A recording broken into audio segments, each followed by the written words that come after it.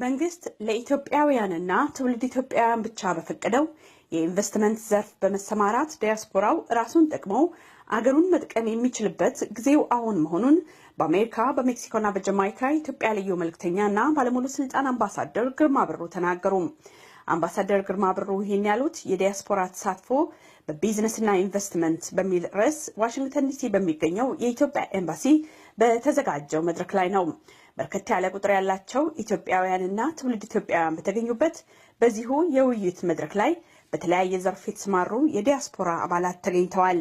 አቶ መላኩ በዳዳ በሚስዮኑ የዲያስፖራ ዘርፍ ሚኒስትር ካውንስለር የእንኳን ደህና መጣችሁ መልእክታቸውን በማስቀደም መንግስት ከመቼውም ጊዜ በላይ የዲያስፖራን ተሳትፎ ለማጠናከር የዲያስፖራ ፖሊሲ ነድፎ በስራ ላይ አውሏል።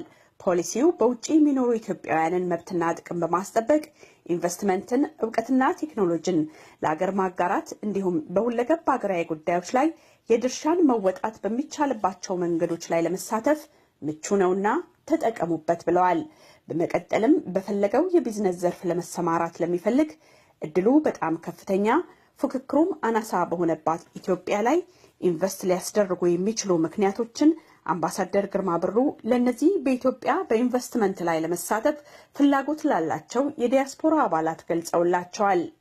ኢትዮጵያ ላይ ያለ የኢንቨስትመንት ሪተርን ኢትዮጵያ ላይ ብቻ አይደለም፣ አፍሪካ ላይ ያለ ሪተርን ኢዝ ማች ሃየር በምንም አይነት መለኪያ እዚህ ከሚደረግ ኢንቨስትመንት።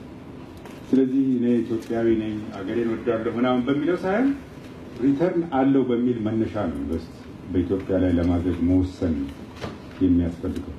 ኢንቨስትመንት ራሽናል በሆነ በሪተርን ላይ በተመሰረተ ውሳኔ ነው መስጠት ያለበት።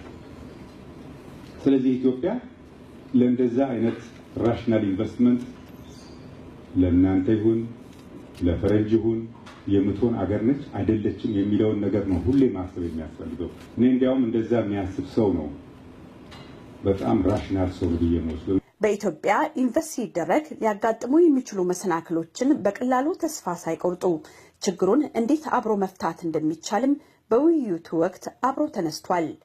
ንጋት በቃና ከኢትዮጵያ ሚዲያ ኔትወርክ ዋሽንግተን ዲሲ